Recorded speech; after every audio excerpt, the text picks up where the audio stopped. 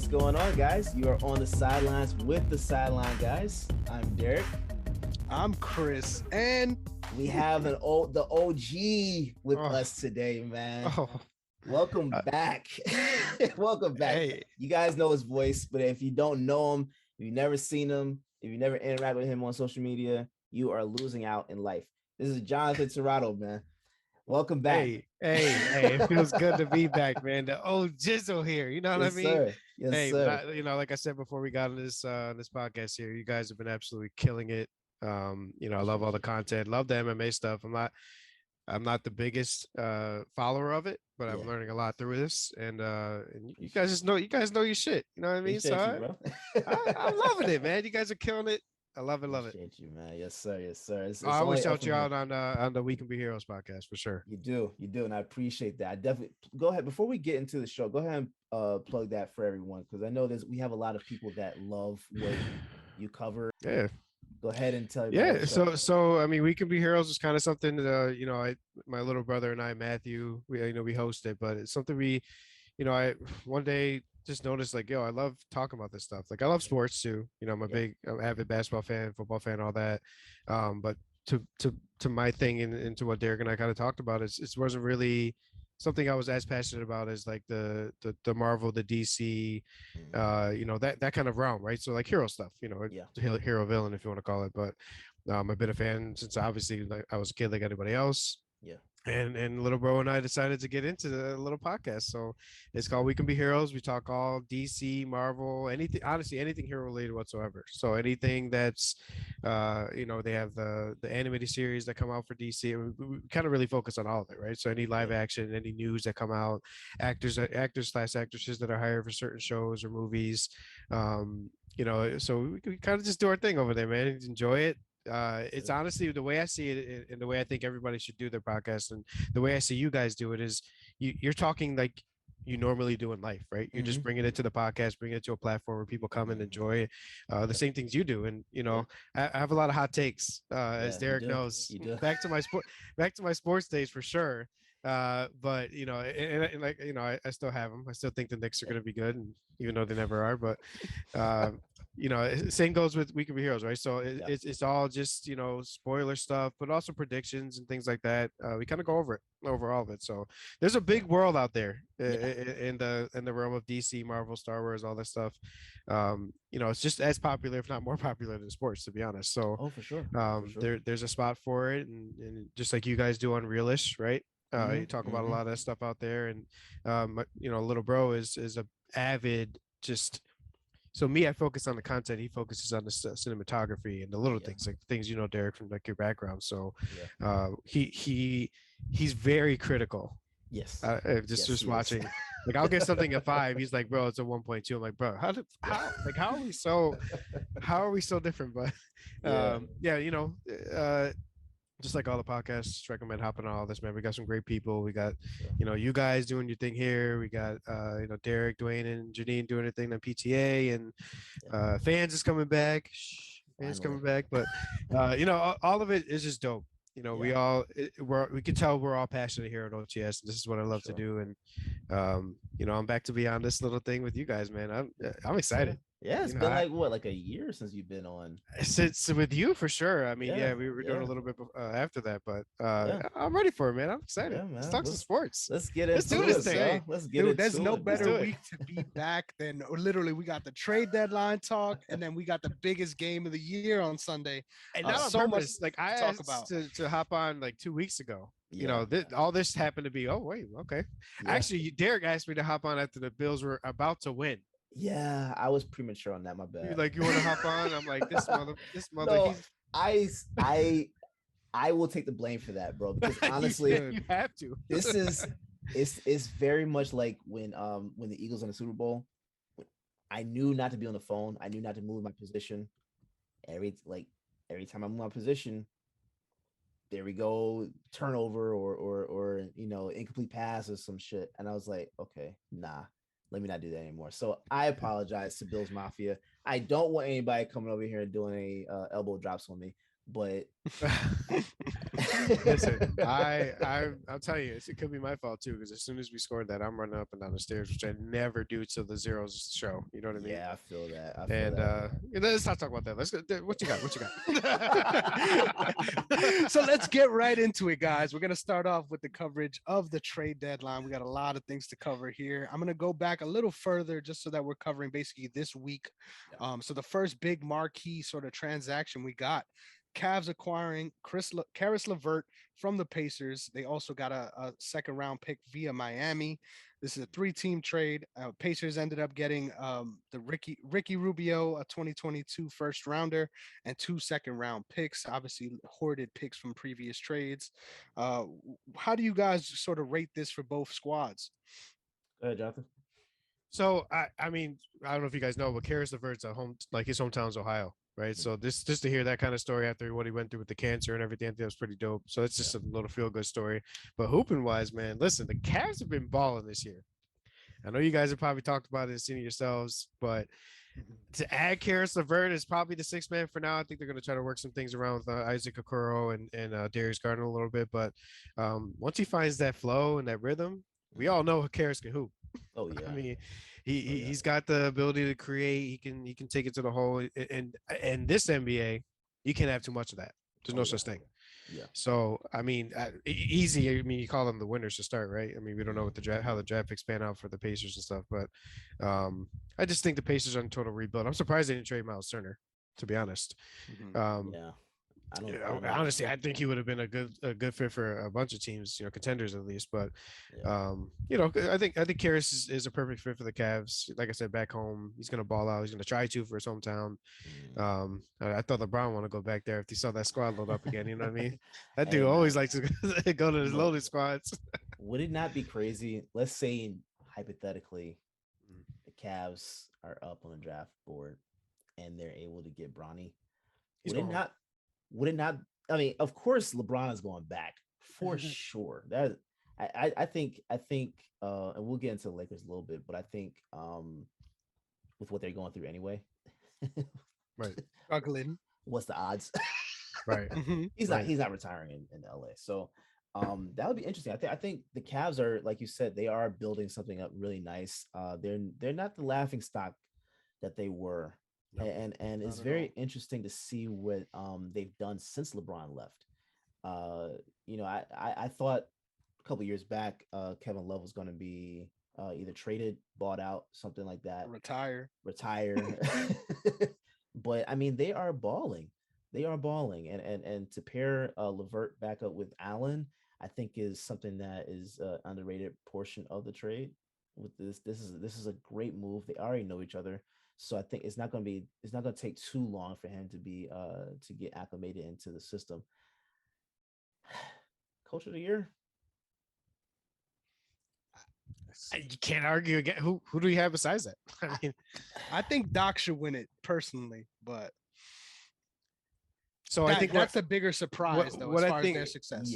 What I think could hurt. So their success for sure. I agree with that. But what could hurt Doc is there's that perception out there after the playoff series last year that Doc couldn't really keep that locker room together. He had, making outside quotes about the reason why Simmons is not there anymore. You know what I mean? So that could hurt him in the perception of the media, because obviously we know the media votes it out. But I'm with you, Derek. I mean, that they got a squad. Like Evan Mobley is a soon-to-be star. Yeah. Jarrett Allen is what, a double guy damn near every night. Defense. The Nets miss him like crazy. Let's be honest here.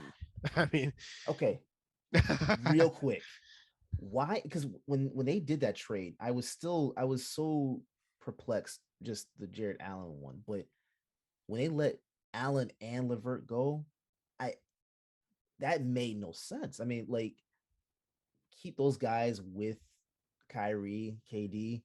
Right. They had something that they could have just kept building on, and I didn't understand it. And it didn't make much sense to me, because it would make sense if it was Allen to Houston for Harden, right? Because they had to give as many pieces away as possible. But what's the purpose of Cleveland there? I don't know. It wasn't a money thing, because they could have still made it work with other players or whatever. Yeah. I would have kept. I mean, Allen's like exactly what you need to. They might still be together. I'll put it that way. if Yeah, Allen's still there. they would be The because big three, probably. yeah, you have what, Blake Griffin in this place. Yeah. And I think it was because Houston was really trying to go bottom out, and that's why I guess they didn't want to take on that contract. But I agree. I think he definitely should have stayed. And the fact that he's killing it the way he is now, I feel like Yeah. he's the biggest part of their turnaround. Like He is. besides Garland showing up and playing the way he has been, for sure, he was the biggest piece. I just wanted to quickly sort of bring it back to the other side because I think I found it interesting that you said that the Pacers are bottoming out because I think their move, and we'll talk about that a little bit more, but their move with the Kings, I think for both teams, that's going to work out better than everyone is imagining. Because I really feel like it's addition by subtraction for this team. Yeah. The fact that they got Halliburton, another shooter around Miles Turner, I think they're trying to go with that modern NBA style where you have 4 shooters around a big, and you're not really the focus of the offense. You're here to anchor us on defense. We'll take care of the offense. And I think they have a sneaky good team now, especially Rubio coming off the bench in this trade. When I first saw this, obviously that other move didn't happen yet. It felt like another logjam. But now that they sort of brought in the young guy and the fact that he is a distributor by nature as well, with somebody like Rubio to learn from, I think it's a great move for the Pacers. I didn't see Cleveland moving Rubio. That was the. I mean, I know he's injured, but and maybe I'm so caught up in 2K. I didn't realize you could trade an injured player. So you can't that's 2K, what shocked me. that. Yeah, that's what shocked me even more than that. But I actually kind of thought that, and I know they have Rondo there now, and he's kind of like taking over where Rubio was, but I actually liked how Rubio fit there. So that was a little off-putting to me, but I don't think they're gonna miss him too much. I really don't. Well, so it's funny that I think Rubio made some comments. I don't know if it was definitely before the injury, maybe a couple months ago. He said, it's once my kids hit kindergarten, I'm done. Yeah. He's going back. He's going back to Spain. That's it. Yeah. So I mean, that time's coming. The kids are 3-4 now. I mean, it's he's about done. So maybe the Cavs said, let's get some assets. Let's get. Oh no. Oh man. Yeah, we could keep it going. Yeah. But I didn't even think about that. That's so it's. Oh, did I cut off? Yeah, you did. Sorry So it cut off where you were talking about them saying let's maybe get some assets for Rubio. Yeah. I figured they just get bring the assets in for Rubio, with Rubio too. But I mean, it's just a total flip for me, right? So you had in the past, you just hear all these trade rumors about Miles Turner. He's gone. They're not liking him anymore, and now he's just the perfect fit for the pieces that are around. Yeah. And honestly, the King. Listen, I'm a Knicks fan. Okay, I think I say this like 40 times an episode in a negative way, the most negative way possible. I get terrible franchises, but what the hell are the Knicks or the Kings doing? What are they doing? I think they're kind of just like going into a room, throwing all names into a bucket or hat or a bowl or something like that, just pulling a random name about who else they're gonna just screw over and get rid of. Like how else they're gonna just mess up their franchise. I mean Sabonis is an excellent player. Right. But I didn't think Halliburton was the guy you were trading. I'm thinking like, hey, Healed, Harrison Barnes, one of those guys. And yeah, that's cool. Halliburton was not the guy I thought they were going to move. Fox even. I thought Fox had more of a shot of being moved than Halliburton. Right. So I don't know, man. I don't know. That was a weird. They need to just go ahead and sell the franchise, move to Seattle or something. And I'm gonna have some hot takes on that when we get to it later. But we're close. We'll get to that one soon. Let's give a final grade for each team on this one. Obviously, let's start off with the Cleveland. So how do you feel they came off on the trade? Good. I'll give them the A. I mean, easily an A. Like I said, hometown kid, bring them over, get them scores going all around, playmaking. Yeah, I'm with it. Yeah, I'm giving them A as well. This is perfect for them. I like where they're going. I like where the Cavs are going. I really do. and it makes a ton of sense. So why not? And about time they built without LeBron. That's another thing. Congratulations. Like, Honestly, I'm not even trying to be sarcastic. It's no, hard to sure. do, first of all, right?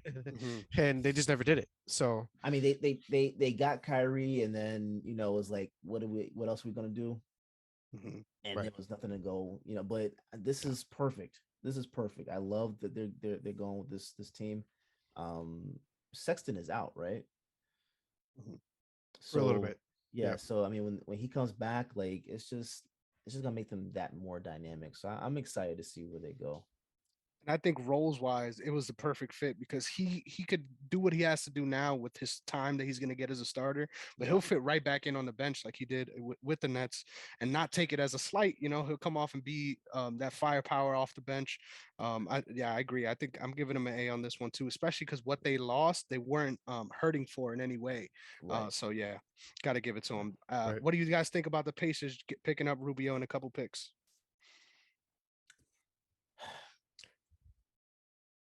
They needed it, so why not? I feel you. I don't think this is a bad move. I'd probably say, I mean, the Pacers, I don't think the Pacers are trying to contend this year, so I'm still going to give it an A because it's preparing for the future. But I'm glad to see that they're actually embracing the rebuild, because it seemed like ever since Paul George left, they were just like in this like purgatory type of thing. Like it's, you need a rebuild, but you're not doing it. And I like that they're actually going toward it. I'm not sure. It didn't seem like Sabonis was going to be the one they were going to work with anyway. So all around, I think everybody's happy except Halliburton. Well, maybe Halliburton's happy now because he's out of that franchise. But I know he felt bad. But we'll get back to that later. But again, I think what Indiana's doing is phenomenal. So cool for them. Good trade for them. What about you, Jonathan? Yeah, I'm with you. It's a good trade. Grade wise, I mean, I think it's to be decided, right? But in the end, for now, C, B, B probably because you're getting Halliburton. It's the future. They need to develop. They've done it. That Pacer squad you mentioned, Derek, that was all development. They didn't buy players, right? Where have they lost that? Was that when Bird left? We'll find out. But I don't know. And then you have Lance Stevenson there now. That's back. Signed for the rest of the year. Is back. So I mean, it's gonna be interesting to see what they do. Right. It's gonna be interesting. Right. It's like build for the future, but they can kind of ball out now. They're only 6 games out. I think right at this point. The East is close. The East with the margin. Yeah, that margin is so small. Listen, Halliburton's gonna not that you really need to prove the Kings wrong, because the Kings just gotta exist and they're wrong, but he's gonna prove they made the wrong choice. I'll put it that way for sure. I like it. I'm gonna give it a B minus just because you traded for a guy that's not gonna be able to play right now. But definitely focused on the future, trying to develop their guys, and in my opinion, one of the best pass it forward sort of point guards that we have in the league. So pairing him with somebody like Halliburton is great. But we'll get to our grades for that one later too. The next trade we have coming up here, we've got the deal between the Blazers and the Pelicans. So the Pelicans got CJ McCollum, Larry Nance, and Tony Snell for Josh Hart, NAW, and Thomas Satoransky, Lois Sada, and a couple picks. What do you guys think about this one? So this is one of those trades that kind of confused me on, like, what is Portland doing? I don't know, right? Is really the short answer. They're giving up. I mean, this is another trade as well, but Norman Powell, and we could talk about that. But like they made all these trades to kind of build this squad and build upon what they've been doing with Dame and CJ, and then they let CJ go. It's like I'm not a fan, to be honest. Like they're in limbo. Like they're a Dame trade away from being the Kings. Just we're gonna reference them the whole night, I feel like, right? But seriously, they're lacking draft picks, good draft picks, right? They're going to be stuck in that kind of purgatory, 12, 14, 15 draft picks in terms of position. And then, I mean, for the Pelicans, I'm okay with it. I don't really know what they're doing either. I think it all depends on Zion and if he's really happy there or not. If he puts on the James Harden fat suit or not, we'll see if, what he does to get out of there. It does. But, in theory, you've got a McCollum, Ingram, Zion, big three. Can you win with that? TBD. I mean, it's the West, right? I mean, Yeah. you know, Jonas Valanciunas is a baller too. He's always getting his double doubles and helping out down low. But um, I- they're they're just one of those weird teams to me. Like you can't really figure them out. Ingram hasn't really made that superstar step yet, which I thought he would personally. You know, he's borderline all-star, right? He's made it. I think he made it last year, but um, I'm not a fan of either. Am I allowed to not like either side? Yeah. I mean, I'm kind of McCollum's getting old too. I mean, he's not old. He's 30, 31, but he was never like one of the prime athletes in the NBA, right? I think his prime per se is going to end in a couple of years. So I don't really know what the point of the trade is at that point. Yeah, I think, to be completely honest, I think the Trailblazers, which is kind of weird to say, I think they started to take a decline when they traded Gary Trent Jr. I think that was, it's not like the biggest move. It's not like you're talking about trading Dame at that point in time, but I thought he was like one of their biggest offensive pieces coming off the bench. So, you know, in that point in time to trade him like that, it was kind of weird. And I think they've kind of just like been in limbo a little bit since that trade. So yeah, McCollum, I mean, I guess we knew it was time for them to break up. So um, you know, you trade him, but I almost feel like there's other places you probably could have gotten more. You could have gotten more back from McCollum. It's not like you're talking about you're trading Kevin Love at 40. You know what I'm saying? This is Right. not that. This is McCollum is still a piece that you can build with. Of course, he's not going to be the centerpiece, but second or third piece on a team that on a young team, especially depending on which one you're talking about. Um, I thought that it could have been a better move. I don't expect him to stay in New Orleans. I don't think because New Orleans doesn't know what they're doing either. I almost feel like you, Jonathan, where it's kind of just like, cool, but because Zion is not staying. I really don't think he is. He's not staying, so I don't know what the point was for this move. I mean, maybe just say, "Hey, Zion, look, we're trying," because Zion doesn't want. You know, they have a next to OKC one of the biggest chests of draft picks out there, right? Yeah. And I mean, what is Zion? You know, by the time those draft picks develop, you know, Zion's already developed. You would say, right? By the time those draft picks come in and develop, he's in year 8, 9. He ain't gonna be there in year 8, 9. I'm telling you right now. He'll run his rookie contract and he'll run that. Yeah, exactly. He's not. It's just not gonna work out. You know. And honestly, I'm. You might call me crazy because some people think Zion's game's different than others, but I don't know if he really fits the team the way it is right now, to be honest. He doesn't. I agree. I mean, Valanciunas is down there taking up the paint. He's not a perimeter shooter. Maybe he improves. I hope he does. It's the only way he's going to last in the NBA. And you know, Ingram is the primary guy at this point. You know, when he's healthy, hopefully he stays healthy. But where I mean, and then the other token, you can say that's dumb. It's Zion. He can just go and get 10 points, 10 boards, and 5 assists and call it a day, right? But that's if he's on the court, though. He wants to. He's on the court, but he wants to be the star. Whether he deserves it or not is one thing. I personally don't think. You know, a little more proving, in my opinion. But they're in a really weird spot with him, especially.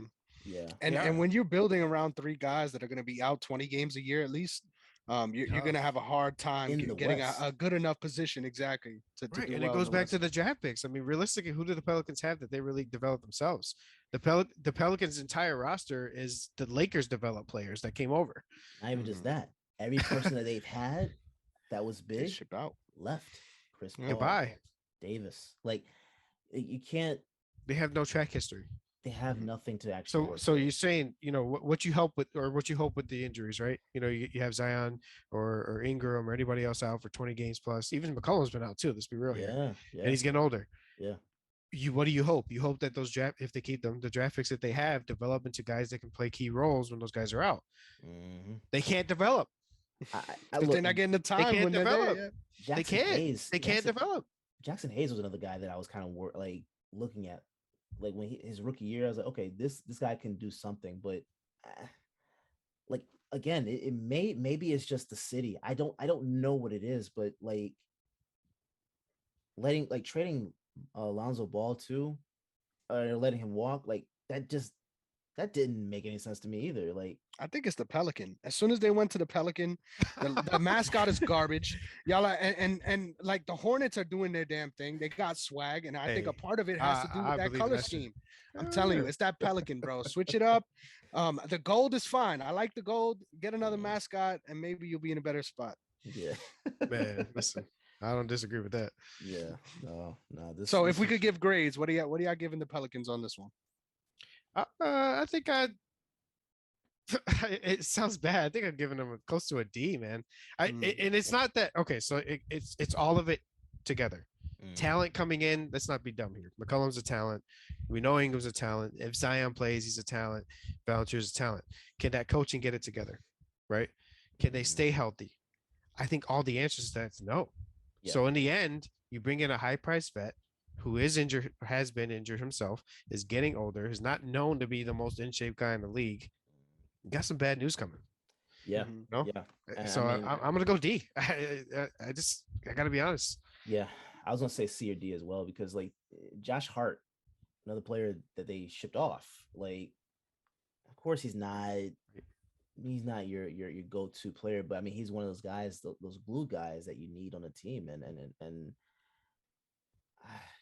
I crazy? So I'm talking more so in the next maybe 2 to 3 to 4 years. What's the difference between Hart and McCollum in terms of impact on the team?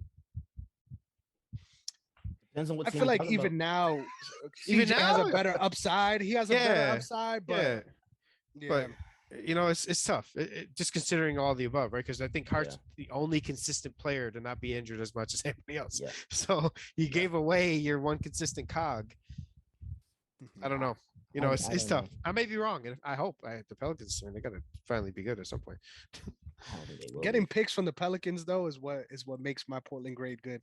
But I'm gonna give them a B for the Pelicans. The reason why I agree with a lot of the points you guys said, but it's important old adage. You got to get something to get the band going again. You got to make your guy feel good. He's been completely checked out even when he's there.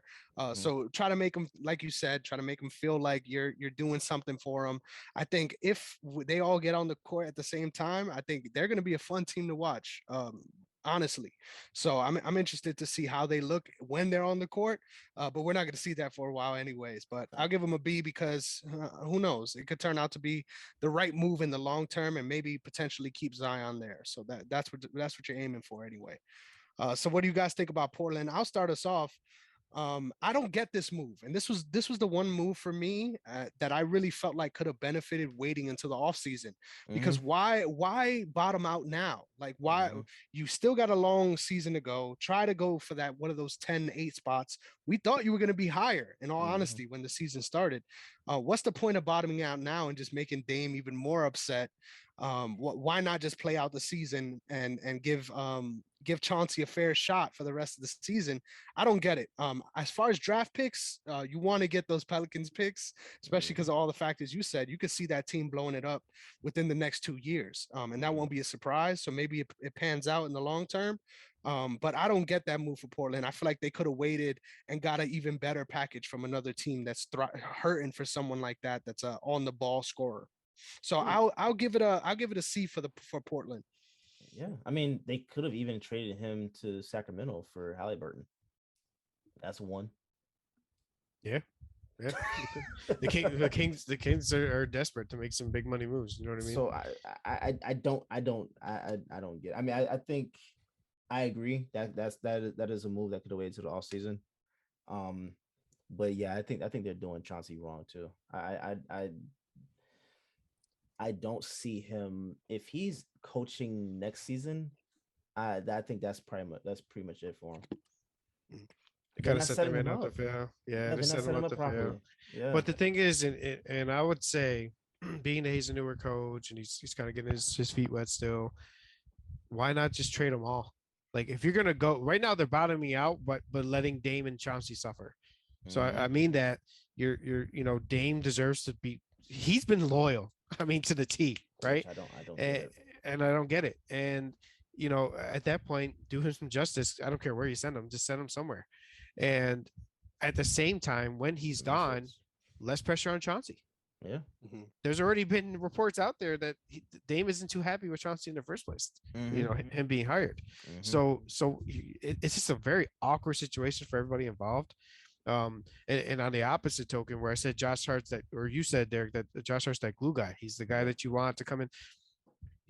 What the hell do they need glue right now for? They ain't nothing to put together. No. Yeah.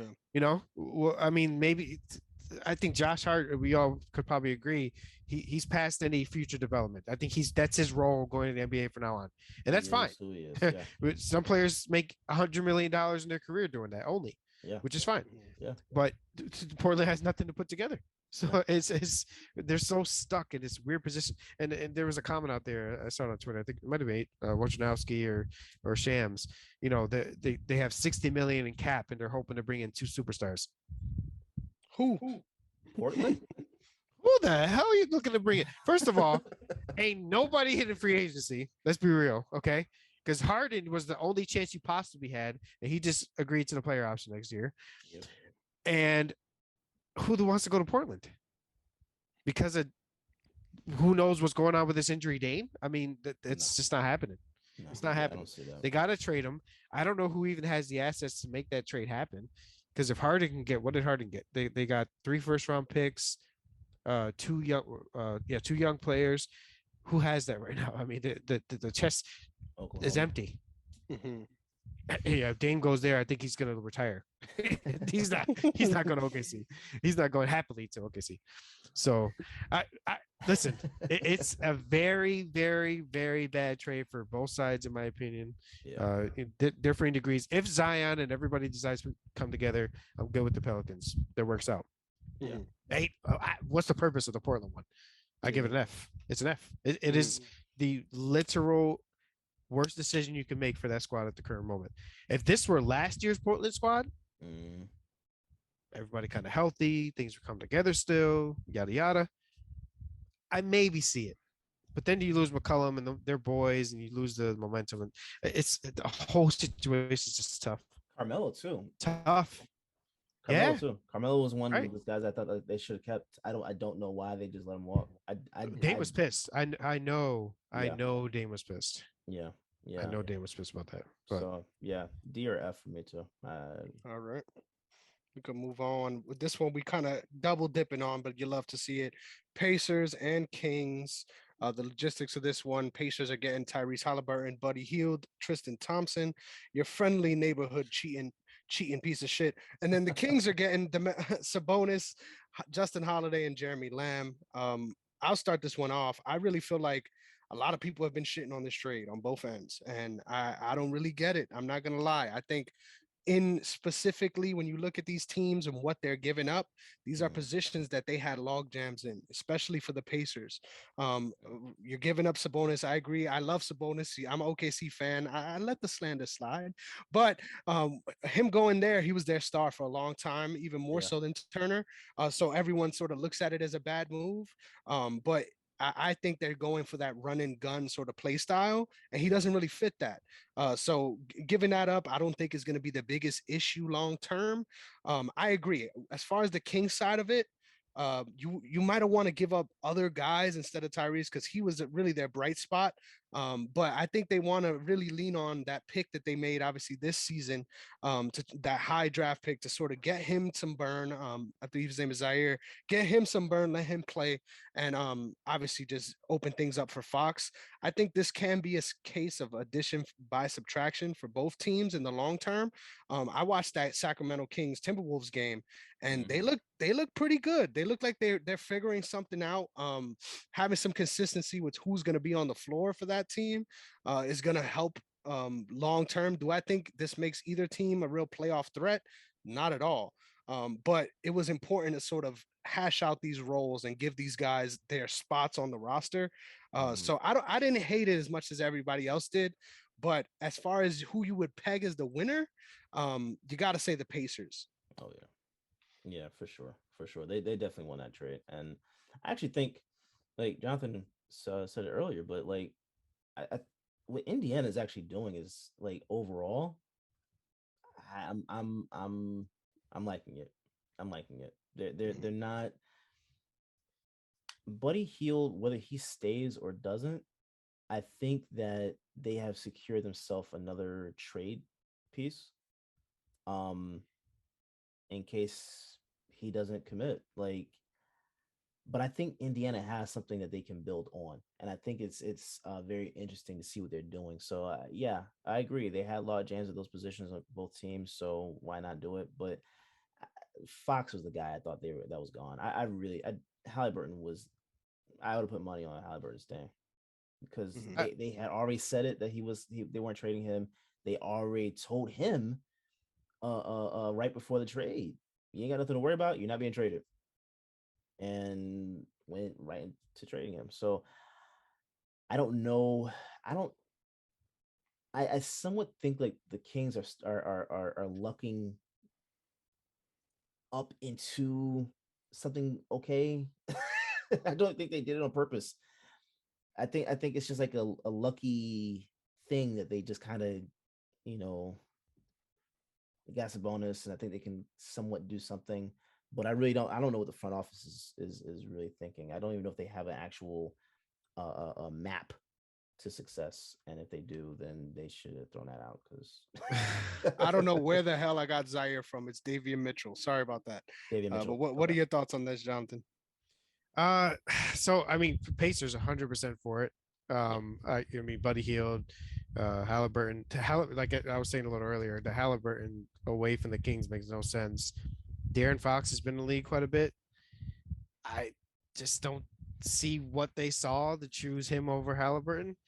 I guess he may have pictures of somebody in the front office doing something wrong or something. I don't know. He convinced him to stay, but it's at the same time. I mean, honestly, it goes back to this is a business, right? I mean, Yeah. Yeah. it always will be. Players need to understand that Halliburton was promised, but at the same time, uh, there's always wrong business decisions made out there. Uh, Mm-hmm. and I think this would be one situation for the Kings where they're going to look back and say, "Well, damn, Yeah. I messed up." So it's on Halliburton to prove it, though. I mean, it's use that chip on your shoulder. Buddy Hield finally got out. I hope he can produce there. I think he's going to be an eventual flip. I Yeah. think Buddy Hield they're going to use for another piece. Yeah. But he does fit. I mean, like you guys said, you put four shooters around Miles Turner. There might be a move to make. I just, they got to continue to develop these players. Like we were talking about a little earlier. The Pacers kind of lost that magic they had with doing that. But Halliburton's kind of shown. I mean, it's crazy because when they were talking about potentially trading either Fox or Halliburton before it happened, I obviously assumed that uh, you know Fox was out because I was like, I think the game right before that he had like 13 points, some 6 or 7 rebounds, and 17 assists. I'm like, there is no way to trade Halliburton. And then Yeah. they probably called Jim Dolan and said, "Hey, what would you do, Jim Dolan?" Yeah. And Jim Dolan was probably like, "The wrong thing." They're like, Yeah. "All right, we're trading Halliburton." But no, in all seriousness, though, I think the Pacers definitely won the trade. If you guys want to, kind of ask that, but I give them an A. It's gonna fit. It's gonna work. They got the young guys. They got the young pieces. They got everything kind of popping off. So, um, as far as the Kings, I I'm just gonna for forever. And I mean, so I'll say this: Sabonis is such a high quality talent. I'm not gonna give an F because, like you said, they needed that. They needed another forward position. Tristan Thompson was not that guy. He's getting bought out anyway by the Pacers, and I, I I need to hold off my grade. I think I'll have you guys do the grades first. I love the Pacers trade for Yeah. for the Pacers. The Kings I think it's a little TBD. And Fox really needs to turn into that superstar for it to be worth it. I think he literally needs to be a top 5 point guard for me to say that they won that trade. Yeah. And he's nowhere near there yet. Yeah. Yeah. For Which sure. I'm actually kind of surprised. I mean, when he came into the league, it seemed like it was possible within the next few years that he would. Um, yeah, I'm giving Indiana an A for sure. I think I'm gonna give Sacramento like a C, just because I really don't know whether this is good or bad for them. I like it's. I'm gonna just give them a C and just say I'm gonna be in the middle. Um, I think that is very possible that this could actually be good for them, but that depends on Sabonis and Fox for sure. And really who they're gonna surround these guys with. They're not done building this roster, at least from what I could tell. But they just might be. They're dumb enough to just be finished. But hey, that's it. I mean, they're not gonna get any big free agent to come even have a meeting with them, let alone sign. So there's nothing. They have to go through the draft. So yeah. Yeah. For me, I'm gonna give the Pacers an A as well for all the reasons you guys said. I think they're gonna be a team that we're gonna have to look at in these next couple of years as an upcoming new force in the East. As far as the Kings, you guys are hard. You guys are hard on them. I'm gonna give them a B for this one. And hear me out. I feel like if anyone in this trade has all eyes on them, it's Sabonis. He needs to be able to deliver as far as he's the big promise piece in all of this, even more so than Tyrese Halliburton. You're going upside with somebody like him. He needs sort of win now. Big moments. And I think the biggest part of why I like this trade is it's going to take a little bit of pressure on Harrison Barnes on being a power forward. They were playing him so much at those big positions. You want to be able to sort of have him on the wing where he belongs, in my opinion, give him a little bit more room to operate. And I like Sabonis's game. Not a lot of people are really too interested in him because of the way he plays. But I think he's sneaky on that Vucevic level where he could be dominant in certain games, and he was dominant against the Wolves, especially down low. So I think if Sabonis plays well, and everyone sort of fits into their role as imagined after they let go of all the sort of excess guards, I won't be surprised if we see this team in about that 8 range next year, even not even too many years beyond. So like I said, everyone has been shitting on the Kings, rightfully so. I think they're known for making bad decisions. I think this one isn't as bad as some of the other ones, though. Yeah, there was a picture of a fan that had a sign at the Kings game last night that said, "Welcome to hell, Domus." Oh no, So, listen. I'm gonna take both of your perspectives along with mine. Because I like Sabonis that much, I will give it a, if everything works out, a C. But he needs the ball.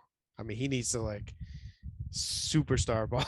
I mean, for it to be worth it. You're talking. I mean, what position are they in to say Sabonis is going to take us to the promised land right now? They're not, right? But if he can show that he can lead that team, what is he now? He's only 20, I think 25, 6. I'm not sure. He's young. Yeah, he's he's not even in the true real prime is like 25, 28 in the NBA. Yeah. So I mean in that sense, they have about 2 to 3 years before they should contend, right? Because the prime for the NBA player typically starts at 28 to 32. So he just got to keep improving, got to keep doing his thing, and hopefully that happens. I agree. All right, next move. This one was straight garbage. I don't know what this does for either team. Thunder grabs KZ Okpala from the Heat for a 2nd round pick. Anything that wants to be said about this? No, right? I don't even know who that is. I was looking at my phone. I saw that. I was like, all right. Just trading just for the sake of trading, I guess. I don't know that. I don't even know who he is. Listen, but I saw the Yeah. trade announced by Woj and Shams, and I go, what if that's the only one of the day? Everybody's all hyped about these different trades and stuff like that, and it's like Shams, pops up on the tweet. What the? But yeah, no, nothing to speak home about. Hopefully he's good. Hey, he's still in the NBA though, making that paper. So hey, anybody in the NBA is better than me. I'd say that. That's one thing you notice with the NBA is these. So it's funny. Little tangent here, but Kevon Looney for the Warriors, the center. There was a video of him. I think it was posted in the OTS group, and he was a baller. Yeah. He was the point guard for his high school team, averaging 30, 15, and 11. That's point crazy. Guard. And with that, I don't want to get too deep into that, right? But one thing I will say is we need to have coaches stop limiting these players when they know they have other skill sets. I agree. It goes back to even Shaq. Yeah. Because Shaq had more skill set than just going around and throwing people around, right? Yeah. He could dribble a little bit. He had a little wiggle in him. I don't know if you guys really remember the highlights back in the days, but I mean, we know that Shaq could ball. Besides just the dominating force he was. So, and you know, now he has range. Well, this is the thing. Is now listen. I am a proponent of team expand the skill set, because you can't say that, you know, we are stretch fours and this and that, and then not allow Looney to do little things like that. I mean, for me, obviously Curry's like the centerpiece. I'm not trying to say he should be point center and take it away from Curry. That'd be crazy. But in the future, hopefully these coaches start to allow these expansion of skill sets. It's only going to help the squad. Versatility is never a bad thing. So yeah, I definitely agree with that. Man. All right, this next one's a 3-team trade, so it's going to be interesting to see how we hash this one out. Jazz, Blazers, and Spurs. So the Jazz are getting from Portland a piece they just traded for, Nickeil Alexander-Walker, and then another piece from San Antonio, which is Juancho Hernan-Gomez. That's going to the Jazz. Blazers are getting Joe Ingles from the Jazz, Elijah Hughes also from the Jazz, and a second-round pick. And then the Spurs are getting Thomas Satoransky from Portland and a second-round pick from Utah. Joe Ingles is out for the season, right? Mm-hmm. So doesn't do anything this year. But where the confusion is with the Blazers at the beginning of the week, this is very interesting. That they bring him in, you know. So do keep in mind, this is his last year, though. This is his last. Oh, on his contract. Oh, expired contract. Yeah, never mind then. That's salary. It's a salary everything dump, out that I was about to say. Dump. All right, well, F for the Blazers, I guess.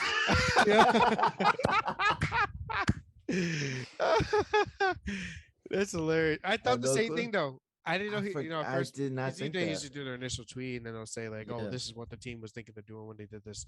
Yeah. You know, I was. I thought he had one more year. This is it, man. Yeah, he's going back to the Jazz. Oh yeah. He didn't want to leave there ever. Yeah, so. 8 years. So wow. Yeah, I don't know what to say about that then. Yeah, Jazz won this.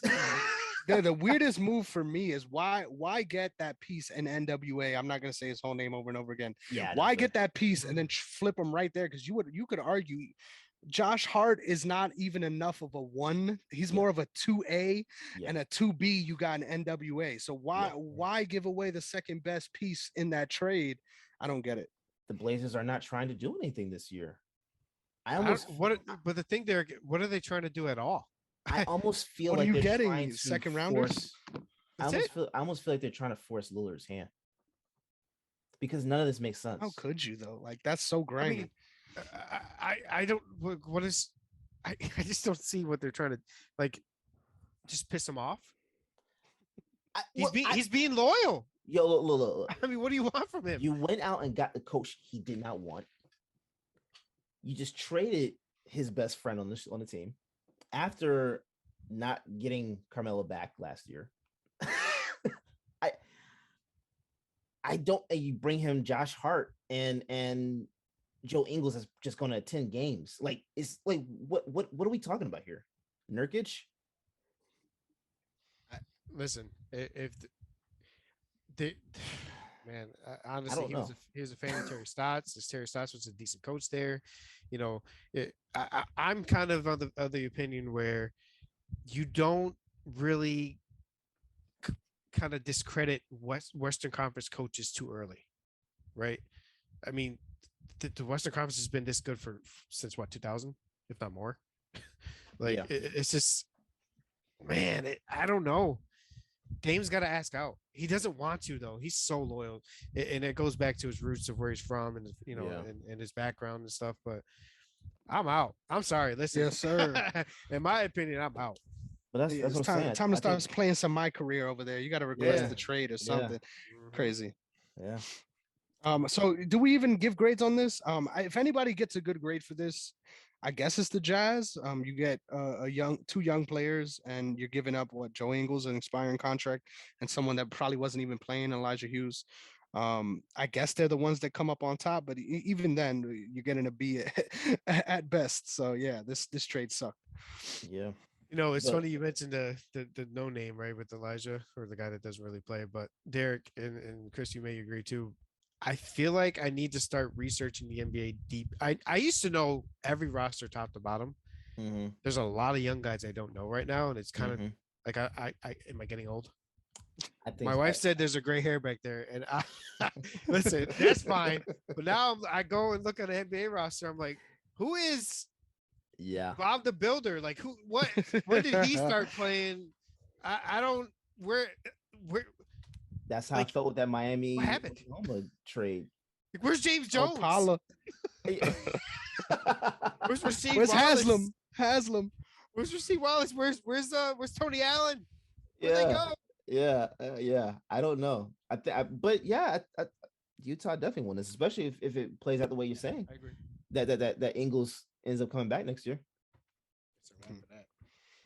All right. Next up, we got Magic and Celtics. This is a big dump for your Celtics. You gave away Ball, PJ Dozier, and you got back a second round pick. Yeah, Not yeah. much to talk about on this one, right? Nah. I was actually excited to see Bol though, because I was I playing hyped him up. 2K. I hyped him up. But I'm telling you right now, I had him backing up Robert Williams on 2K. I was like, oh, I like this. And he's got a little range to him. I'm excited to see him actually play in Boston. And there you go. So That's another log jam too. I don't know what they're trying to do with that front court. It's we'll weird. talk about it in a second. No, I was talking about the Magic now that they got Ball. Well, I don't see him staying now. Oh, really? Yeah, I I don't think see him staying now. Ball and Dozier are both done for the season too. So I think Yeah. this may be Injured, like, yes. let's see what they're kind of about next year. But Yeah. maybe you're right, Derek. I don't know. But Ball's talented though. Like He is. you know, that was it the X. Well, he talked about the bubble, but the bubble, in the exhibition games, he was averaging like 25. You know, they played like those 5-6 games before the season's actually started. Mhm. He was balling out, and then it's benched him, and then he's just fallen apart since, I guess. But Yeah. I don't know, Derek. I thought you guys would have kept them and just kept them on a two-way or something. Mhm. But I figured keep him, and see what happens next year. Those year I thought too. See what happens Yeah. next year. But yeah, it's cool. Cool, man. Get a little second round pick, not too bad. Next up, we got Raptors and the Spurs. Raptors are getting Thaddeus Young, Drew Eubanks, and a 2022 second round pick for Goran Dragic and a first round pick. And it's come out that they're gonna work for a buyout for him. Uh, I guess this is a cap move for San Antonio, but who are you trying to get? I don't know. San Antonio has been gunning it this week. That's gonna be interesting to see what happens. I think if he gets bought out. Is that a player that LA looks at, or does he They're just looking run at away? everybody. They're looking at Yeah, everybody. I think he's gonna run away. I don't think he's they're gonna go to LA. desperate. Yeah. There's a Yeah. lot of teams that could pick up Dragic, though. I think he'll be a Mhm. good fit in a lot of different squads. But Yeah. So Yeah. I need to talk about with the Spurs in general. What happened? So it even goes back to what we talked about the Pacers. What Mhm. happened to the Spurs development? What happened? Hmm. Like they all of these play. So I'll say this: the players are developing individually, and I don't know if you guys watch much of the Spurs games. Jeremy that helps out with OTS fans, huge Spurs fan. Mhm. Talk to him all the time. We watch games sometimes or whatever, and um, they're not being developed as a team. It seems like, right? Mhm. You know, the individual talent is improving. DeJounte Murray is going to turn into a superstar soon. I totally get that. But there, nothing's clicked since the main era of the Spurs dynasty, right? Yeah. I think it's time for a Greg Popovich change, man.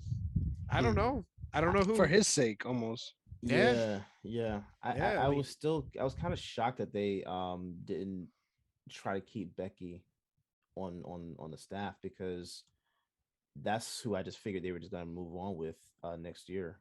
Because I don't see Popovich staying. I thought he was gonna retire last year, to be completely honest. So going into this year, I didn't think much about it. But I agree that they're not doing much team development. The individual players for sure, but the team development is not there at all. So I It's don't so know. weird though, because they're still not. It's not like they're garbage. They're not. I feel like they're in that same spot, kind of like we talked about before they made these moves, like the Pacers. Like they're trying to contend, but they don't have the pieces, so they always end up in that bottom range, trying to contend for a playoff spot. Yeah, I don't watch too much of them, but I just feel like this move specifically is them saying, it's time to bottom out and try to figure out how we get truly good again. Because this trying to contend every season stuff isn't working. Yeah, yeah, yeah. Yeah, man. Yeah, So all right, this next one, a blockbuster trade. The Suns get Aaron Holiday for cash considerations. No, I'm kidding. It's only right. This one is actually, I think, pretty big. Hornets and the Wizards. Hornets are getting Montrezl Harrell from Washington for Vernie Carey Jr., Ish Smith, and a second round pick. What do we feel like this does for the Hornets? Because I think lately they started off real hot and they really made us have that feel good feeling that they're gonna actually figure out a way to make stuff happen this season. I kind of like this fit because they kind of need one of those guys. They already have a lot of guys that are like big momentum people that they make a big play and then the whole place is going crazy. The announcer's doing his damn thing. But I feel like he fits in to do some of that grimy work. Not going to be dunking on people, but let's get those rebounds. Let's get everybody else moving back in transition. I like this fit for the Hornets. I'm 1,000% with you. So I think I'm telling you the world now. When my Carmelo retires, LaMelo will be my new favorite player. So I'm a big Puma guy. I wear Puma everything. I have Puma hats, Puma shoes, Puma clothes, just all the time. Puma, and he's signed by Puma, so I'm gonna get all his kicks and all that too. But LaMelo will be my favorite. Yeah. Oh yeah. Hell yeah, he is. So. Watching the Hornets games, I'm not going to say I'm a Hornets fan, but just watching a ton of the games and kind of following them, they're missing exactly what you said, Chris. That guy, so the equivalent of like the enforcer in hockey, the guy that's going to go out there, get in people's faces, be aggressive, get that, just that mindset change. Because a lot of them are, the team as they are now, very finesse. Gordon Hayward, LaMelo Ball, Mason Plumlee. They're not really Oubre, right? They're not very big, intimidating, or mentally intimidating players. Terry Rozier, Derrick, a little bit of both, right? He's a little. His game is finesse. His mentality is what that is, right? Yeah. So they need somebody who's going to go in there and bump heads. Rozier can't be your only dog. No. It really, and no offense, that like that's like when I go hoop at LA, right? I'm not intimidating people at 5'7", 165. It's just not happening. Yeah. My boy who's 6'8", 320, that when they try to fight me, I'm like, yo, what's up? You know what I mean? Like, listen, but for real though, like, Trey, we all know what Trez is. Yeah. He's that boy. He's gonna go in there and get grimy, just like Chris said. He's gonna pop off when it needs to be. He's not afraid to go head to head with Joel Embiid, who's a freaking monster, or anybody else in the league, right? He's never stepped down from anyone. He used to step out to LeBron. I mean, it don't matter how big you are, who you are, he's gonna go in and step up and do something. So, it's kind of a great piece. I think it's exactly what they needed. More depth for the front court. You know who I think they're missing? And I think Trez kind of fits exactly what they're missing. Bismack Biyombo used to be that guy for them, right? He's over there in the Suns playing better than DeAndre Ayton's currently playing, by the way, or was playing better when Ayton was hurt. Yeah, getting the double doubles. I think he still gets minutes now. They're pretty log jammed up at the center spot, but they maybe got that back. It's I think it's the last year of Trez's deal too, so it's kind of a good fit. See where it works and sign him back if you want. They do need some more defenders, though. They need more defenders. That's my thing. Where do you get that dog? But he's not that defender. You know what I'm saying? Like, when he tries to be, he's fouling out. So yeah. It's like he's third there. Yeah, third quarter. I'll go out there and smack somebody, but I'll be out the game. Yeah, Gordon Hayward is out again for indefinite amount of time. Sprained some ligaments in his ankle, so I feel so bad for that guy. Always something, man. It's always something, but he's gonna miss some considerable time. So, and what he does for the team is something that I don't know if you have another person like that on the roster in terms of like directing traffic a little bit. The way he facilitates the ball mostly is something that I think is a little underrated. So that's going to hurt them for sure. But if they can find a way to get a defender, one or two in the buyout market, I don't know who it would be, but they're not. They're right back on track, I think. So I think this is a good move, but I think this is a move that would make more sense if Trez stays next year, and you can see what you do in the off season. Well, it helps that the Hornets are actually good now, right? They have Yeah, that pretty decent squad. Hopefully, he wants to stay. And you have a Uh, star. yeah, but I can see him going back to the Clips. I think It's he's very missed possible. It's very I possible. think he's missed it. So Yeah. I agree. I think that's going to be a huge factor is whether he stays there for good. Yeah. They didn't give up too much, which is always a good thing too. Yeah. But we'll see where it goes this year. I hope they win at least the playoff round. That'd be dope. They've gone from the bottom of the heap. Yeah. The biggest, I'm just so glad they didn't try to screw them out of a first rounder here, because I feel like that's something the old Hornets would have did, like gave up a first rounder for a guy like this. But next up, we got a 4-teamer. This one, low key, I don't get it. For two of the teams, I do not get it. But Pistons are getting Marvin Bagley from Sacramento. Kings are getting DiVincenzo, Josh Jackson, Trey Lyles. Some of these guys are going to get cut. There's no way you got enough room on the roster for all these dudes. Yeah. Right. Clippers are getting Rodney Hood, Semi Ojeleye, and somebody else that I can't pronounce his name. And then the Bucks are getting Serge Ibaka and some second round picks. So obviously the Bucks are the one that we need to talk about here. I think this is the most important move, even besides the Harden trade. Obviously, we're going to get to that in a second. And the reason why is because you gotta have somebody to try to help y'all against Embiid. And and you're not gonna probably believe this, but from the beginning of the season, I made the call that the Sixers are gonna be in the finals. Yes. And everyone was laughing at me. They said it didn't make sense that we had on the show. It's making even more sense right now. But you need someone to try to help you. It's not going to be one defender that's going to stop him or even slow him down. You need to throw a lot of bodies at him. And I love Ibaka, obviously being an OKC guy. I think he's not that defensive player either, even though he's known for getting blocks. But he can spread the floor and do a lot of the things that they sort of rely on Brook Lopez to do. But he's just such a much better athlete. And I'm not saying that just because Brook is white. Brook is way beyond his prime.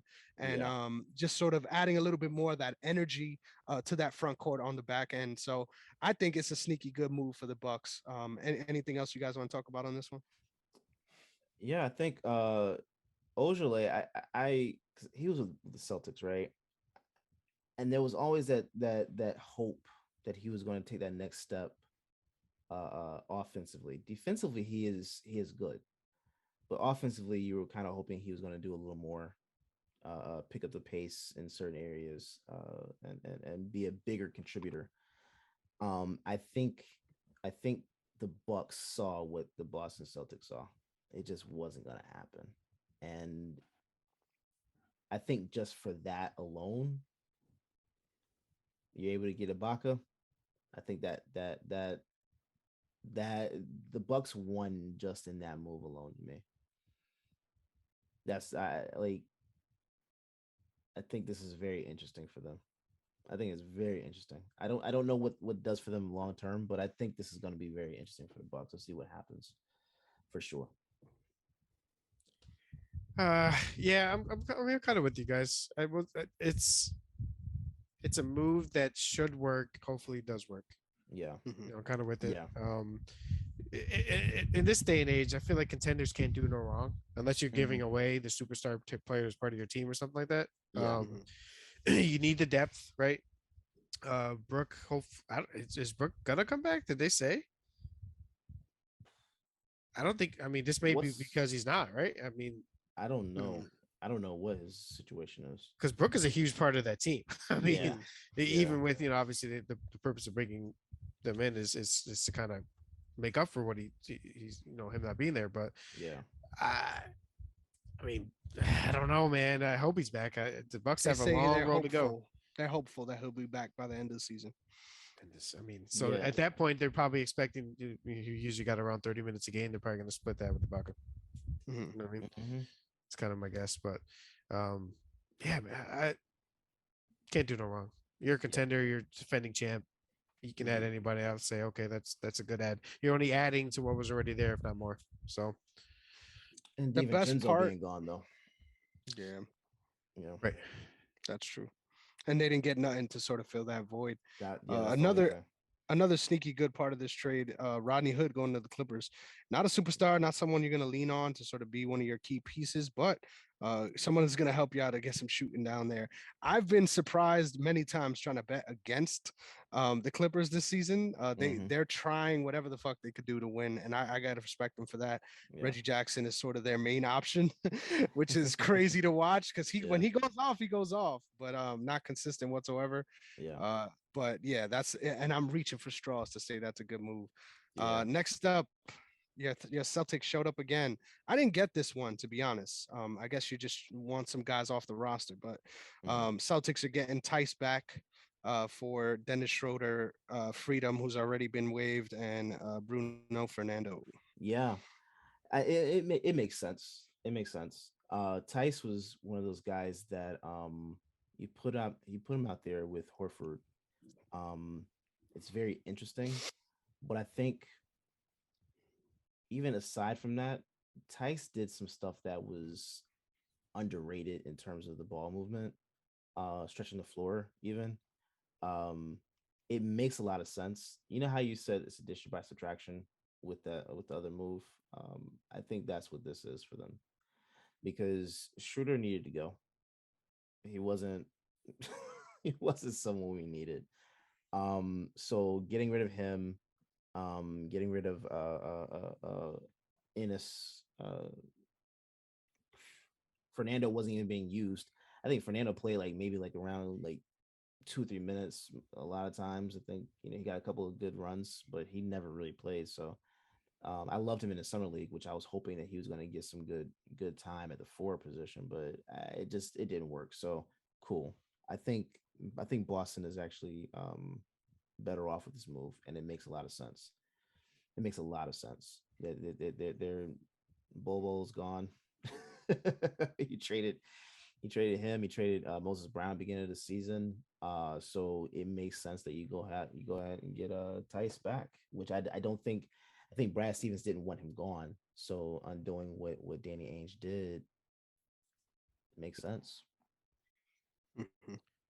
Derek, you know damn well you're extremely excited about your boy Tice being back. I'm man. excited, bro. Listen, No, for years, yeah, this man told me how much he loved Tice. Not for years. Okay, I don't even need to talk about the exact trade. I'm talking about Derek Myers. Okay, Derek Myers is beyond excited that his boy Daniel Tice is back. Listen, I will say one Yes. thing. I watched a Rockets game for a bet. I always watch games now for bets, but Yeah. Tice played in this specific game. He still got it. I Yeah. mean, I know it's been only a year and a half ish, not even. Yeah. He still got it. He can still play some good defense. He can rebound. It's funny because I think was it me and you talking about it, Derek, or somebody else? Maybe another Suns fan. I don't know who it was, but they were like, "Oh, everybody's saying Tice is good now." Like blah blah blah. They used to say he was bad. Bro, I'm tired of that mess, man. Every time It's like someone leaves, now all of a sudden, oh, they're good. people just hate the Celtics. They do. You know They that. do. Yes. Yes. And that's fine because I'm a Knicks fan. I'm gonna say it again. But I think he's gonna come in and help. Yes. I don't know how much burn he's gonna get. I absolutely love Robert Williams. Do not take a minute out of his rotation. You don't. And so let me say I'm wrong because I never talked to you about this, Derek. I had no faith in the man. I really didn't. I thought Wow. Hartford. I thought in terms of turning to what he is now, I had no faith. Right. Yeah. I thought they brought Horford in to kind of take his minutes away and have him be the starter again, but no. Robert said, "Hell no! This ship is on my shoulder now. This ain't happening." So yeah, I think honestly, I love Horford. I love him. I almost feel like it might make a little more sense to bring him in off the bench.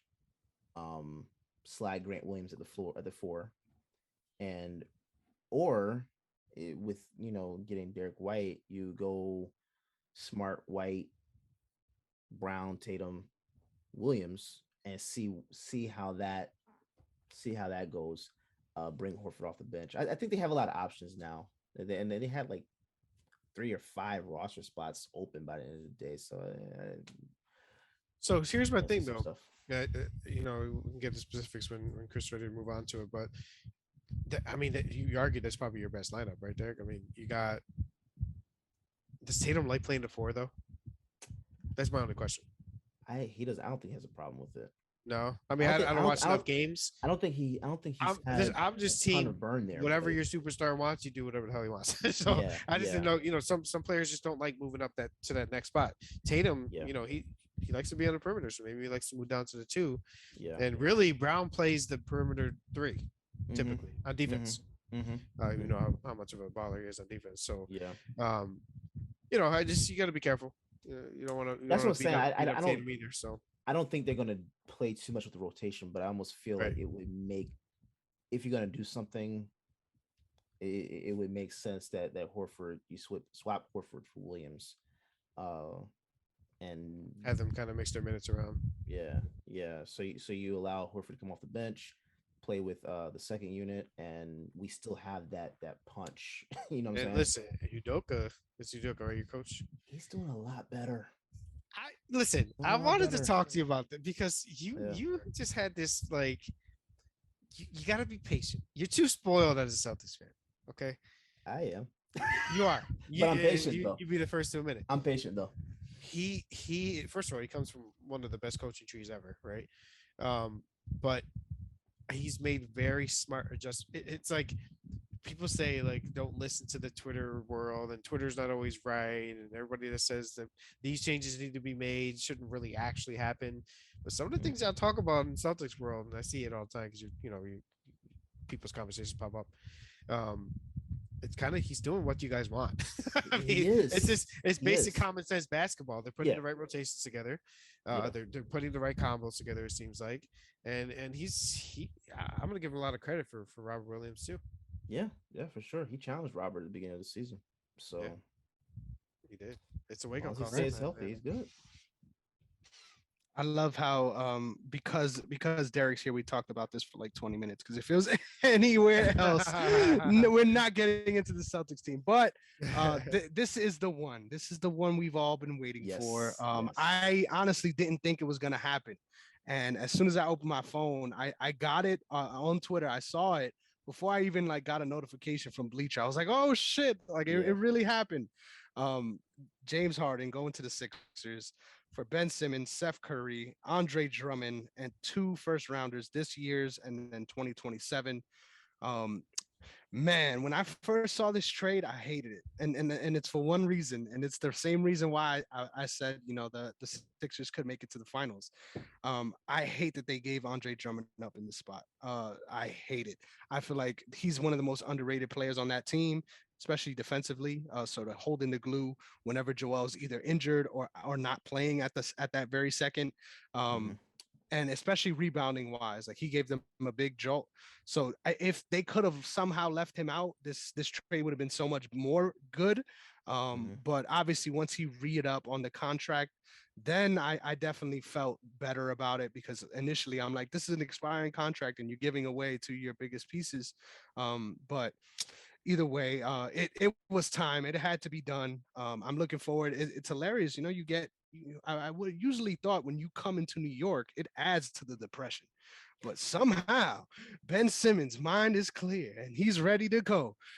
So good luck to him. I hope that all works out. But I don't think that we're ready for Harden being actually Harden with Joel Embiid on the same team. Like, I don't think we're ready for that. If he's able to show up to that level, he hasn't yet this season. In flashes in some games, but if he shows up in a big way, I think there's no reason why the Sixers ever even have to think about this trade again, just because you got what you needed. But I really, at first, I didn't like it at all. Now I'm a little warmer to it. You got what you could, and that's what it feels like. But how does Ben Simmons fit in with the Nets? I don't get it personally. Go ahead, Jonathan. Man, this goes deep. So I'm gonna just to speak on your Sixers point. They had to make it. So right now, this strictly gonna straight in the beginning. Ben Simmons wasn't playing. You bring in a top whatever player, 15, let's call it right now.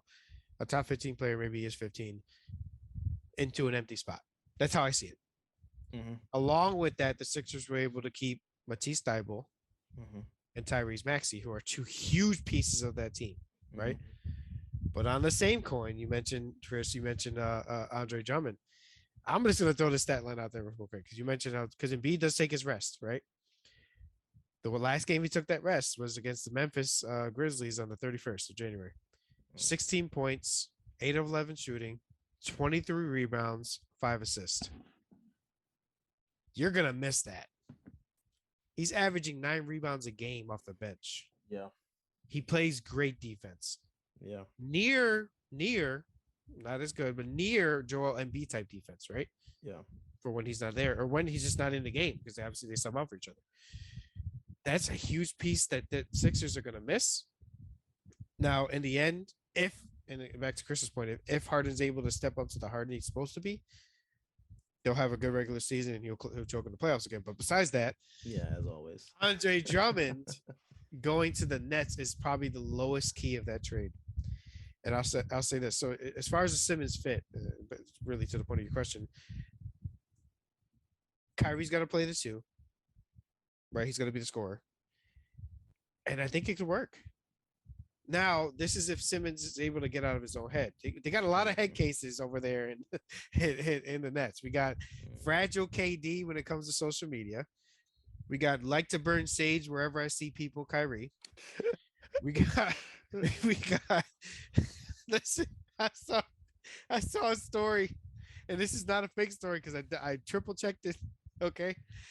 On like the 17th of January, Kyrie went back to Cleveland to play, obviously, return to Cleveland. It was the same game where somebody in the sidelines was like messing with him. He's like, I gave y'all F and championship, blah, blah, blah. Yeah. That same game. Yeah. He goes around the locker room and says, man, I still feel some demons up in here. Grabs sage out of his bag and starts blowing, whatever around the locker room in front of James Harden. And Harden had this this is all according to the report, look of like a 3-headed beast in front of him. Like he just didn't know what the hell was going on. And they both had distaste for it. I guess Kyrie was pissed that Harden got pissed, and Harden was pissed because Kyrie was putting sage in front of his face. So head case. Look, I don't want to get too deep into the vaccine choice or not. Everybody has their own choice. It is what it is. I am vaccinated. I am pro-vaccine. I've always, going back to Everyday Genius, one of our podcasts, we have a guy who's in the bio world and knows about vaccines. And I've been a proponent of vaccines since the beginning. Whether you agree with me or not, whatever, I agree you should have your choice with it. So I'm on both sides if you want to say it. But Kyrie doesn't have a leg to stand on when issues come up, right? That this is specifically Kyrie, has nothing to do with the vaccine itself. Kyrie has broken teams apart multiple times. Everywhere he's gone. Everywhere he's gone so far, okay? He has just not been available because the best ability is availability. We all know that. And he's just not going to be there. So when we go to the playoffs, right? If they almost want to not make a top 4 seed. You don't want four home playoff games. You don't. You'd rather play away because then you have Kyrie for 4 games. Yeah. That's where we're at now. Yeah. His choice to make. And the Nets, honestly, were extremely dumb for allowing him to come back part-time. I agree. I would have found a way to trade him, keep Harden, who Harden and KD are apparently boys. I don't know what happened. And KD threw a shot at him apparently too. He did. In my opinion, I trade Kyrie, and what's going to happen, Derrick, and it's going to, and Chris as well. Toronto doesn't allow any player unvaccinated to play. Mm-hmm. Mm-hmm. The Nets are going to end up facing them round 1 because they keep messing around with this damn schedule right now, and they keep losing these games. And guess what that means? 0 games for Kyrie. Yep. They're done. Yep. You're gonna tell me Ben Simmons is gonna come in there and drop 30 points that Kyrie's gonna drop? No, but let's be real here, okay? Do we know if Simmons has the mental capability to handle that? At this moment, we all kind of think he can, right? He can't handle that load, and I don't know. It's just not gonna work. In theory, it should work. Skill, fit. Andre Drummond coming there and filling a position of need. We talked about Jared Allen not being there. Andre Drummond can do the things that Jared could do or can do. But based off of the storylines around it, it's not going to work because they're not going to play together. It's just not. And honestly, you're going from Joel Embiid to Kevin Durant. How much more pressure are you putting on yourself? Well, so one thing I will say about pressure, because a lot of the stuff that Simmons and Kyrie and all of them complain about is pressure in the media. They chose the Nets because they were the least amount of pressure in that market. Let's be real here. That market, but they command the attention. They still command the attention in the media as a whole. Absolutely, 100%. They're always going to be criticized. Same pressure. It doesn't even matter if they were like playing in a jungle somewhere. They're still going to get that type of pressure. So like. My whole thing is like you're saying, if Kyrie's not playing, Simmons, he's good, but this dude scored 1 point against the Celtics in the playoffs. 1 point. Like, here's the thing about it though. I think he's going to be able to do his part and play a little more like what he wants to play like over there.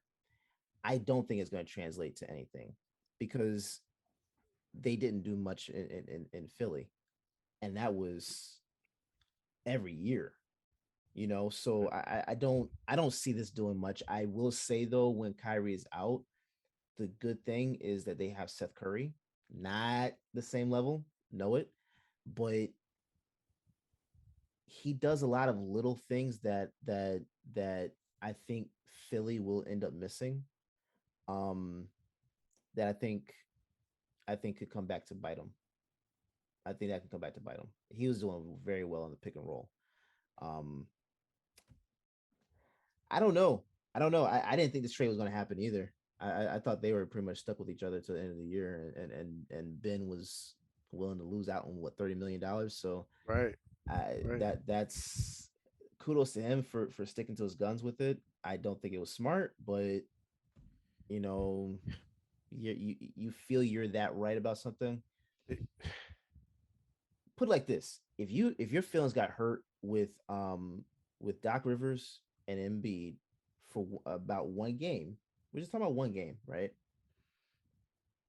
How much more do you think you're gonna get from KD, Steve Nash, and I guess you could throw Kyrie in the mix? How much more pressure do you think you're gonna feel from yourself? From no, and that's the thing. I would have flipped them. I would have flipped Kyrie for any.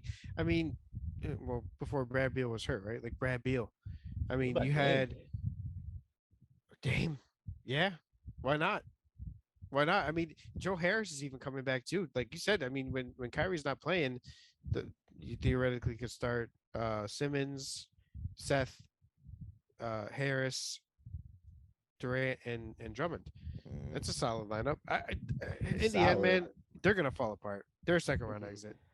First round possibly. Bro, I said this last year. I love it. I love it here because you know what's amazing about that? The Knicks. I'm sorry. Every like 20 minutes, I keep bringing up the Knicks. The Knicks suck, right? Yeah. The Knicks suck. Everybody knows that. When I see the Nets lose, it makes me very happy. Listen. I am as happy when the Nets lose because they're supposed to be this great team, as Stephen A is when Dallas loses. No, you know what? Not even Stephen A. As Derek Myers is when Dallas loses. Okay, they chose the bottom feeding sewage franchise Brooklyn Nets. They are. I don't care. Listen, we could be freaking 1-81, and we will fill that goddamn stadium like dumbasses no matter what. Right? Every year. And the Brooklyn Nets, when we play there, finally fill the stadium with all Knicks fans because they have no fucking team there. They have no franchise. They're nothing, and they chose there to stay out of the spotlight. Yep. Well, that's what you can get. Yep.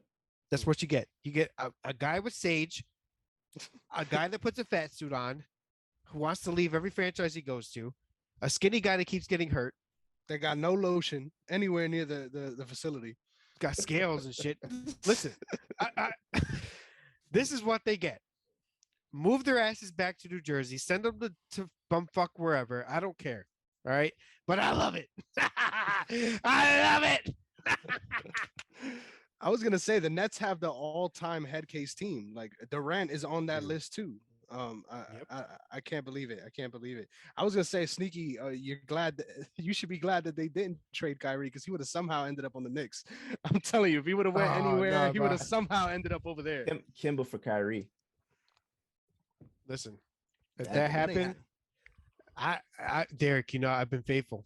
I've been faithful. I don't like Kyrie. I would have to leave. I'm going straight to the Charlotte Hornets. That would have been a line. That's the line. That's the line for you. Do you see what this motherfucker's doing, dog? I lived it for 2 years. I get it. I'm Correct. just saying, like. So that'd be my last. That's your line. Like, as a Knicks fan, though, you had a lot of lines, and that's what I'm saying, one, bro. Like, Dolan? Like that's how much I distaste him, man. I really just don't. So the Kyrie conversation, I don't want to get too deep. I'm not trying to keep you up forever because I can do this for 4 hours with Kyrie. Just Kyrie alone. Kyrie. Let me not get too much into it. I'll save it for another conversation. All right. Derrick knows most of this from just your own experience. Yeah. So this wraps up our trade discussion. This was fun as hell, man. I think we got to do this whenever there's a trade deadline because this was great. Yeah. So now the big one, the one that we're all here for, Yes, sir. the Super Bowl that nobody thought we'd get. We got a home game. We got a home game in the freaking Super Bowl. Bengals at Rams. That's what we're gonna call it. First of all, please talk about a little bit the fact that we even got here because we didn't really even break down the divisional games last week. Yeah. And finally, just let's dive right into this. Yeah, man. I think that Cincinnati is special. And I know that hurts you, bro. I know that hurts you. I'm sorry.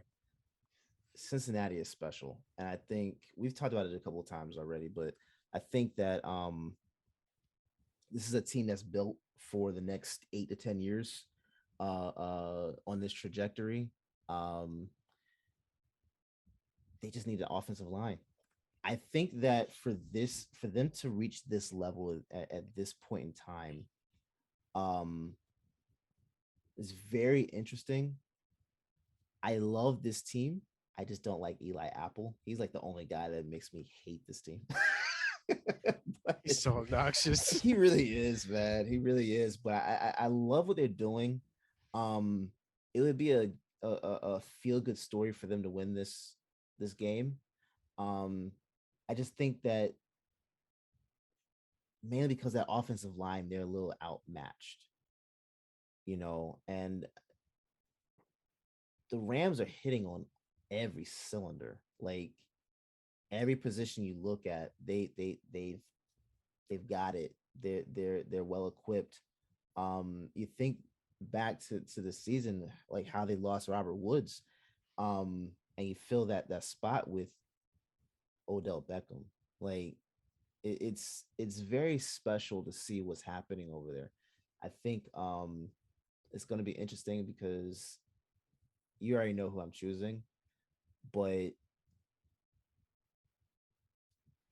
I don't think there's a loser in this game.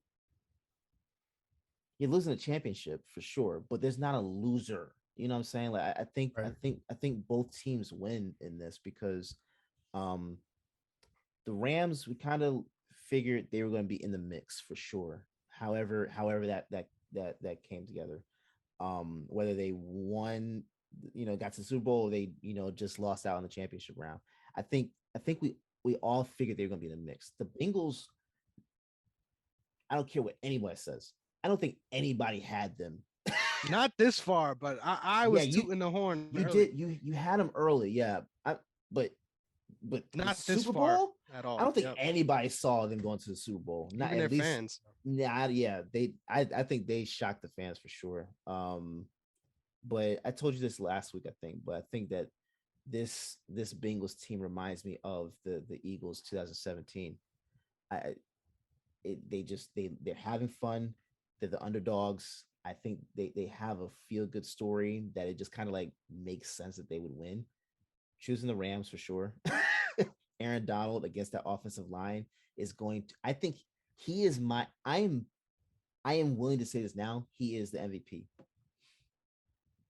I'm willing to say that he is the MVP of this game. So I'm gonna kind of speak to one thing you said, Derek. You said that there's no losers in this. There's gonna be one if they don't win. Yeah. Right, and not literally, but I'm even speaking figuratively, like you were. The Rams bought in hard for this championship. A lot of first round picks traded. They are going to be in the worst cap situation, even worse than the Saints have been the past few years. That's right. They sold out on a lot, and that's fine if you win the chip, right? Yeah. If you don't, where do they go from here? Who are they cutting? What pieces do they have to let go? Who do they have to trade? Who needs an extension? Who gets mad they don't get one? How many holdouts do you have? Can you afford anybody? You got to bring more pieces in. What did you miss that you lost that Super Bowl? I mean, there's all those things that the front office go through. They don't have the assets to make that happen. It's over. I mean, realistically, you hope you just run it back. You hope all the main people come back, and which you argue they probably will with the restructures and things like that. But the Rams are both obvious short-term loser if they lose, and a really big in terms of the long-term future seasons. I don't know, man. It's not going to work out. And on the Bengals side, they're the complete opposite. Good cap space, young assets, offensive line's trash, but guess what? A lot of cap space and assets to go add to this Super Bowl team that you already are. Because right now both are Super Bowl teams. They're in it, right? Yes. This is hope, either could win. Obviously, both are hoping that they can win. But I mean, listen, the Bengals offensive line is probably the worst one to ever make a Super Bowl. I'm sorry, it's bad. Yeah. It's bad. It's bad. Like they're bad, man. They gave up 9 sacks and still won. And a lot of these offensive linemen are from the Bengals. Or you guys thought we were trash, blah blah blah. Hold on. You are trash. Nobody said Joe Burrow and those amazing receivers are trash, or Joe Mixon was trash, or even that defense was trash. Y'all still trash. Yeah. let's be real here, because if Aaron Donald gets 5 sacks and the team gets 9, you guys still somehow find a way to win. It doesn't mean you're not trash. You're a Super Bowl champs. Congratulations, but you're still trash.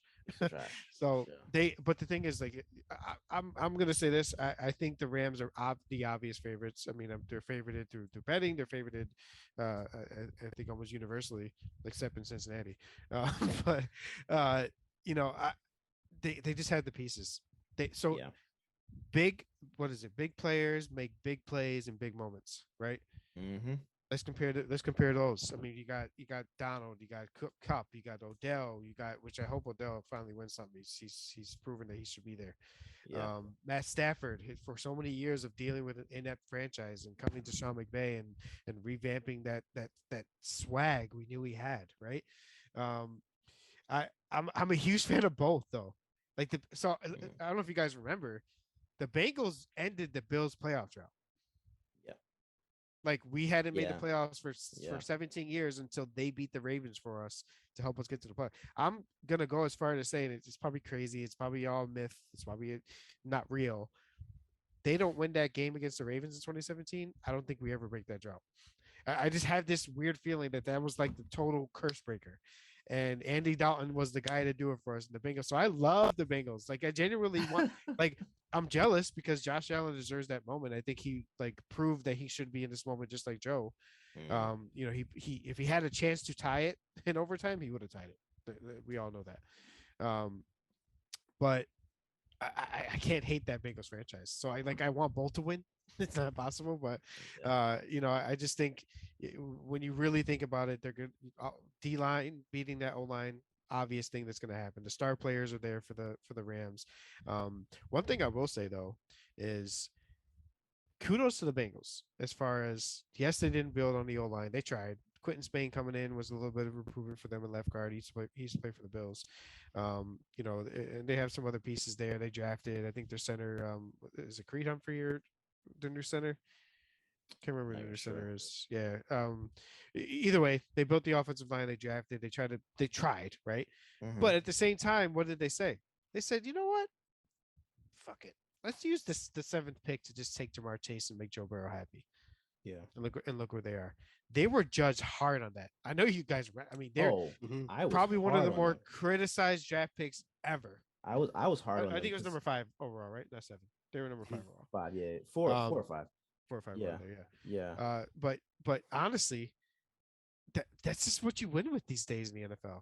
Load your receivers. They got T. Higgins, Tyler Boyd, obviously Jamar Chase.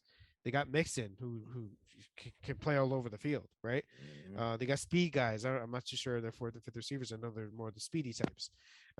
They got their tight end Uzuma. I mean, they're loaded and talented. They can score. And you know what? They said, "Fuck it, we're gonna just throw the ball up there and see what happens." And they did it. And this is where Joe Burrow's doing. He's been extremely athletic since the ACL injury. Give credit to that. It's a total accomplishment to be in this position by that franchise. They shouldn't be hurt if they lose. They could win. I'm not going to say never. Super Bowl things happen. Yeah. But personally, I think the Rams had the edge just based off of the talent, the camaraderie, the things that they kind of built so far. Yeah, definitely. I love that you gave some Bengals love on this show because I'm coming straight with the hate.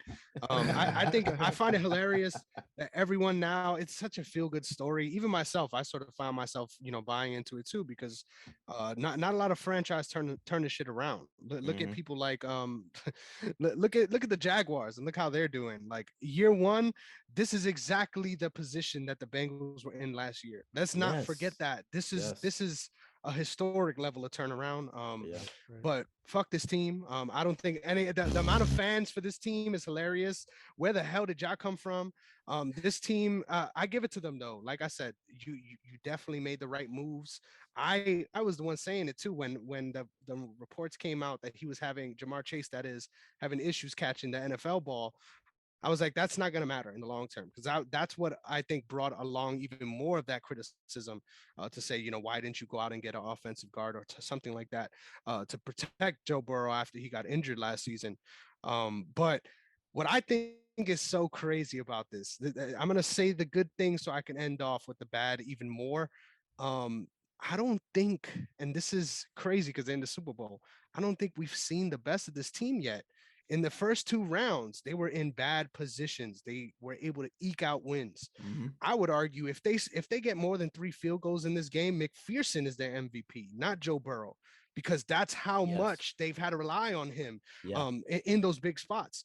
I feel like this team has underperformed so far. And that's what's scary about this game because let's keep it real. As far as teams that are known for sort of shit in the bed, that's the Rams. So against a team that hasn't shown their best yet in the playoffs, that's a scary matchup. I'm worried about it because, Lord, I swear, if the Bengals get a chip, I'm not going to hear the end of it. We're going to have to bring Logic back on the show. It's gonna be rough, bro. And I swear, he's been in my DMs every day after these playoff games, and I can't believe that somehow they've been able to still find their way into this position.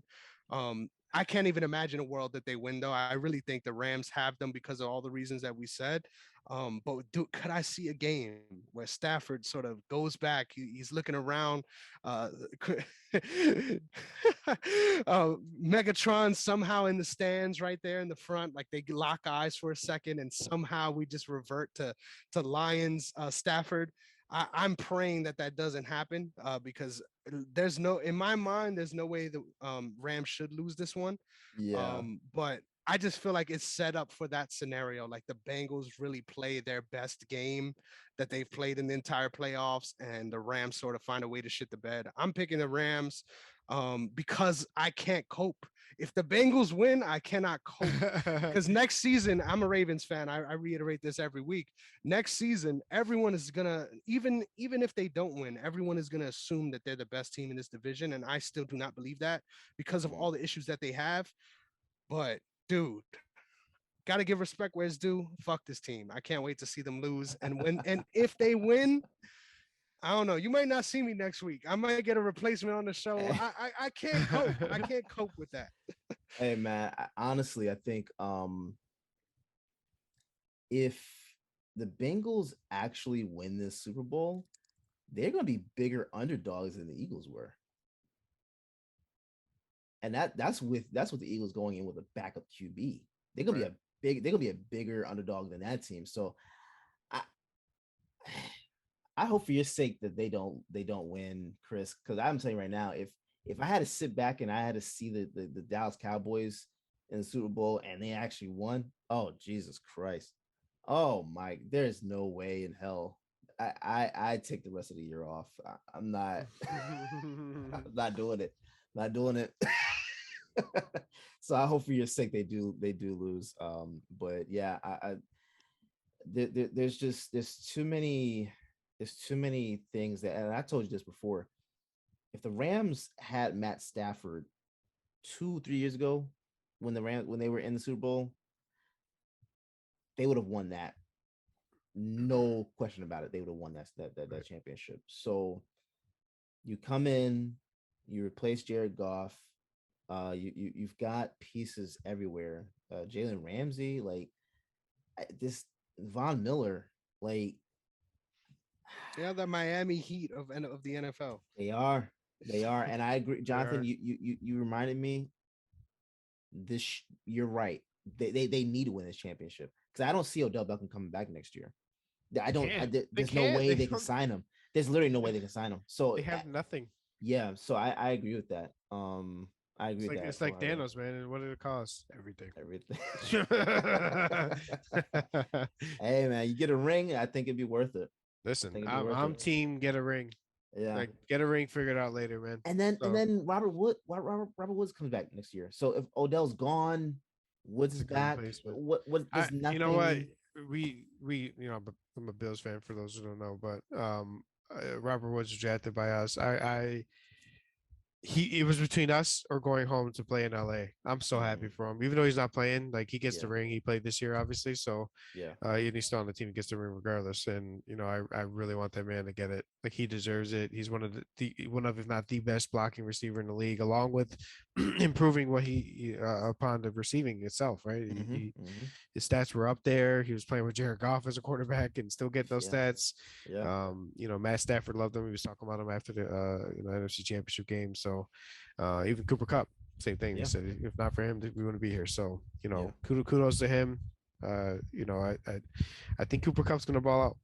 I think he is. I think it's time. But hey, even though Chris hates it, they're talented over there in Cincinnati. They better come with their A game. Both need to come with the A game. I would love an overtime game. And let it end in a tie because the NFL sucks with the rules. Yeah, they win in a tie, and then all of a sudden both teams win. Right. But no, I'm leaning Rams. I'm hoping for a great game. I wouldn't be mad for either. Do you guys think this is a shootout? I would love for it to be.